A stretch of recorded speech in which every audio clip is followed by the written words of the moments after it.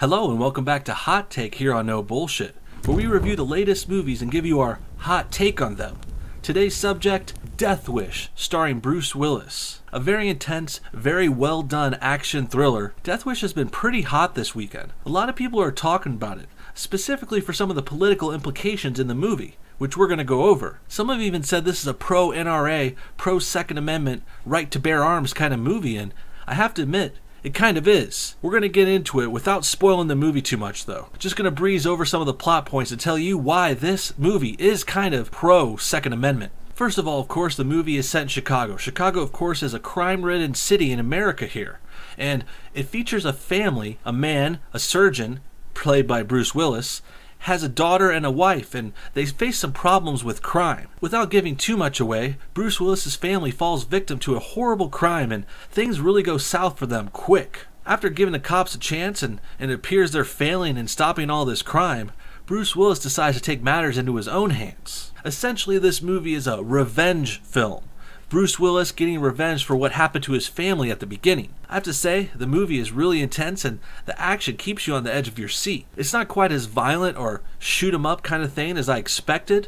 It's more based around the drama. And when Bruce decides to do this, when he decides to go out there and find criminals, he of course starts off by getting himself a gun. And that's where this movie turns political. Not just addressing the crime problem in Chicago, but it also moves forward talking about guns and the right to bear arms. Now, don't worry, the movie isn't ruined by this political message. It's just kind of a theme there in the background. I think the news articles and the people reporting about the movie are blowing that up more than it needs to be. The movie doesn't suffer from political dogma. It just shows you the things that go through someone's mind, especially a family man like Bruce Willis's character who decides he needs to protect his family. There's another part of the movie where Bruce talks to a guy and they talk about defending themselves. A man must defend his family at all costs. And there's even parts about the failing cops again later on, about how the cops just kind of show up to clean up the mess.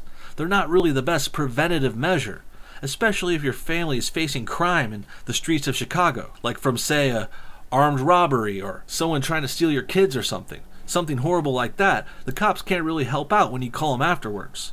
And that's why Bruce Willis and some others in the movie, they decide to arm themselves. There's even a funny scene where Bruce goes out to buy a gun and it talks about the 30-day wait period, and he goes to this gun store and there's cute girl there selling stuff, and it kind of plays into this whole thing that's been going on in the news lately. Of course, there was a dramatic shooting on February 14th just a few weeks ago that people can't help but think about during this movie. Now, I think that's just a coincidence with the movie makers. Obviously, they had this film prepared and ready to come out before that horrible tragedy, but now that it's out and they're both happening at the same time, I can see why people are upset. Especially, and here's why I think the left-wingers are especially upset about this pro-gun message in the movie.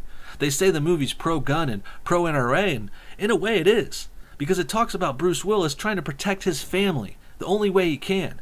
He tries to go to the cops, but Chicago is so crime-ridden, he goes to the office one time and even sees all these unsolved murders on the cops' board. Clearly the police department in Chicago, and probably in many other cities, they have their hands full. And the real reason I think the leftists and the liberals are getting upset about this movie being pro-gun in a lot of ways is because it does a really good job of it. The way the story plays out, you can really feel for Bruce Willis's character. I'm trying not to be biased in this review here, but you can't help it when you watch the movie. You see the man, you see him have his family, you see them get hurt, and he can't do anything else but go and protect himself. So I think that's the real reason why this political side of the movie is getting blown up by the media.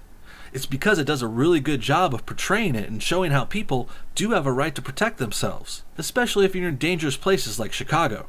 All in all, this movie was really well done, a good action movie with a nice story and a good ending. The movie in a lot of ways reminded me of Taken with Liam Neeson. The way the man goes and tries to save his family and attacks all these criminals.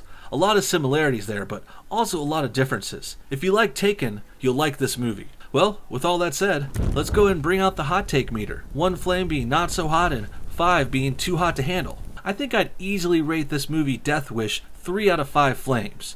3 means it's really well done, it's a good movie, worth seeing, but it didn't really surprise me or break the mold or really impress me too much, too crazy.